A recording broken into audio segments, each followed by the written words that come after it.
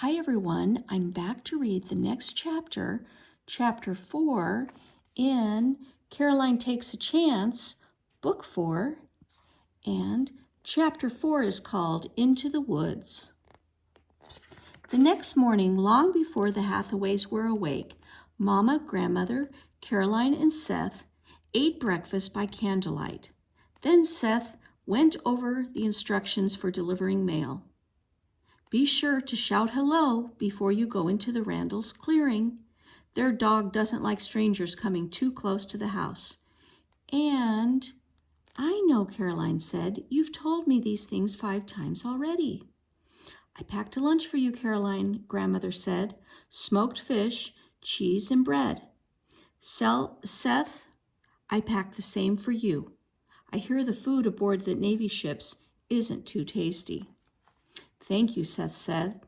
It will be likely to be the best meal I'll have for some time. Mama was bustling around the kitchen. Caroline, perhaps you should take a lantern. Must I? Caroline asked. It will be dawn soon, and I don't want to carry a lantern all day. Pack a candle then, Mama said firmly. She held out a precious candle and several matches. Caroline tucked them into Seth's waxed canvas mailbag. Take a knife as well, Grandmother said.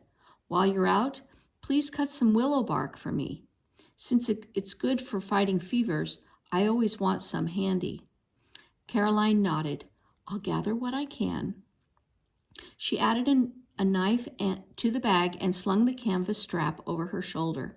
The sun hadn't quite crept into the sky when the 4 of them walked outside, and Caroline shivered in the chilly gloom.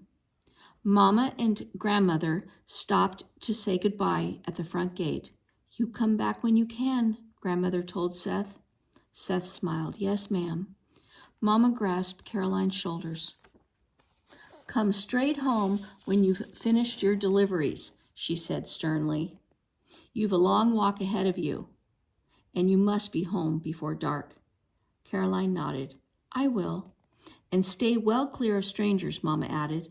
These days there are spies about, smugglers too, trying to sneak weapons or supplies between New York and Upper Canada, and deserters, soldiers who have run away from their duty. Let them keep their bad business to themselves. I will, Caroline promised. I'll be fine, Mama. Caroline and Seth walked to Main Street together. From there, Seth would head down to the harbor. Caroline tried to give him a smile. Please take good care of yourself, she said. He held out a hand. Instead of taking it, Caroline threw her arms around her friend. Despite Grandmother's best efforts to feed Seth well, Caroline could feel every rib through his shirt. He gave her a quick, tight squeeze. Then he walked away. Caroline took one more deep breath before turning in the other direction. She had a job to do. Besides, staying busy and delivering the mail would help keep her from worrying too much about Seth. Soon she left Sackett's Harbor behind. I'll try to deliver all of the mail before I eat lunch, she decided. Then she turned around and head home. As the sun rose, Caroline walked east on a narrow road so rutted and muddy that she was relieved to turn onto a hunting trail. In the thick forest, though, very little sunshine sifted through the leaves. Caroline pulled her wool shawl over her head and kept her ears warm. Her first stop was a farm tucked into a small clearing, far from the nearest neighbor. A woman was planting her garden, and a husband and son were burning brush to make way for a new field. Caroline tried to walk around the blowing smoke as she approached the cabin. I brought you a letter, she called. The woman ran to greet her, smiling with pleasure. Caroline smiled back, feeling as if she'd done something good. Caroline stopped at several more farms as she headed farther away from Sackett's Harbor. After delivering her last piece of mail, she sat on a cliff overlooking Lake Ontario to eat lunch.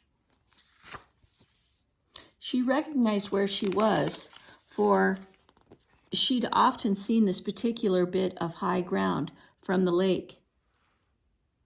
I'm not too far from Mallard Bay, she realized. She remembered spring fishing trips with Papa on the days like this, when the woods were full of blooming trees and birds sang pretty songs. Caroline nibbled some cheese, thinking about the fish camp. She and Papa had usually been alone together at Mallard Bay. After losing the skiff, Caroline wanted more than ever to feel close to Papa. How she longed to visit the camp. The tempting idea slipped into her mind. She was so close. Why not just go? A bold chipmunk skittered close, looking for stray crumbs. But Mallard Bay is in the wrong direction, she told herself. Mama expected her to come straight home, and hadn't she promised Papa, when he was taken prisoners, that she'd obey Mama and Grandmother? But Caroline didn't want to go straight home. More than anything, she wanted to go to Papa's fish camp. If she hurried, Mama would never know. Caroline stuffed the rest of her lunch back into the sack, dusted her hands on her skirt, and got to her feet. She'd have to be quick. After hitching the bag over her shoulder, she started walking. She headed farther east instead of back toward Sackett's Harbor. Caroline felt a little guilty about disobeying Mama, but she thought of visiting the fish camp again made her tingle with excitement. Yet Mallard Bay seemed to be farther than she'd thought.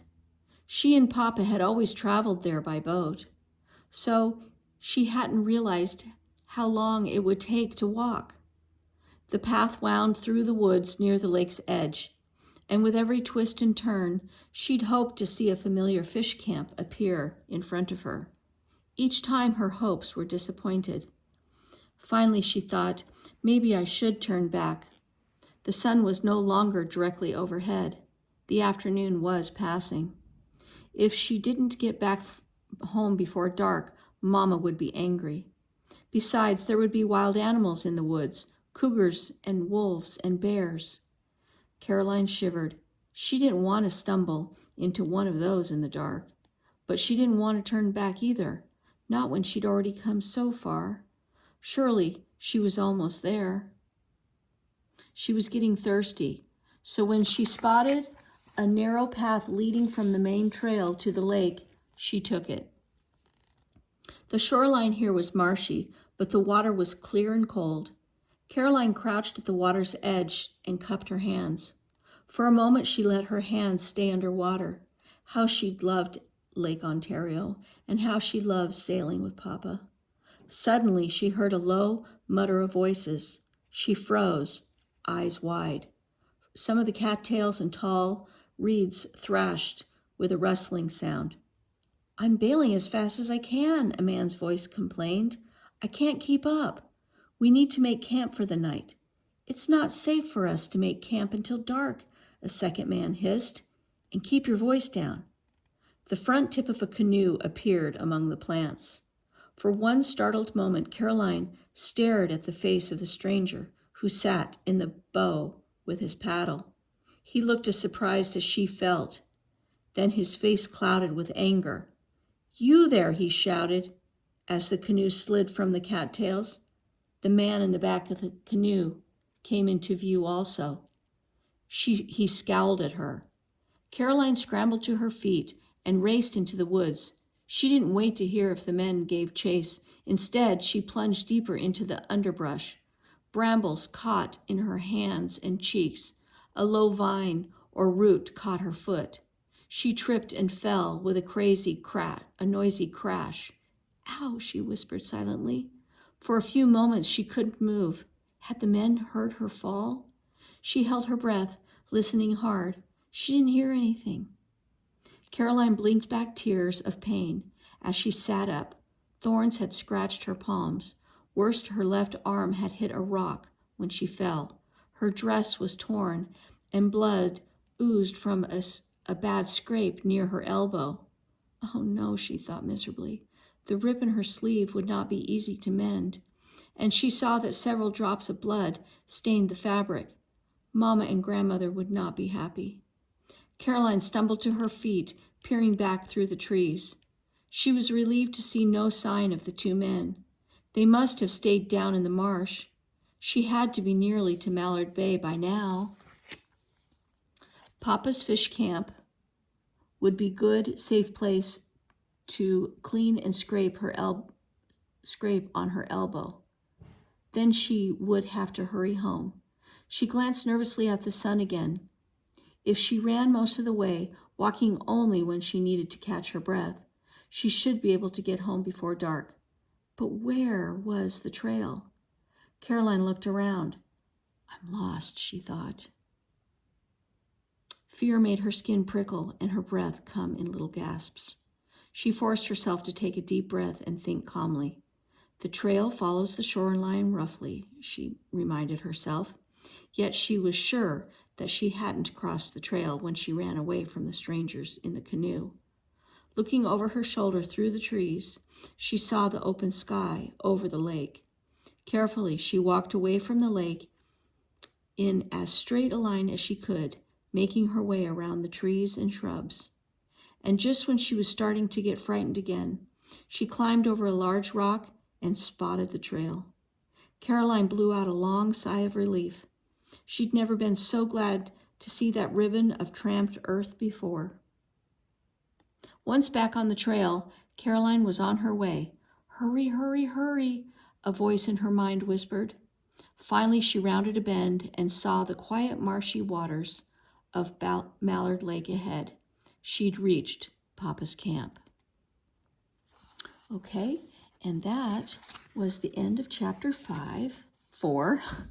And next time we will read chapter 5 in book 4 of Caroline Takes a Chance.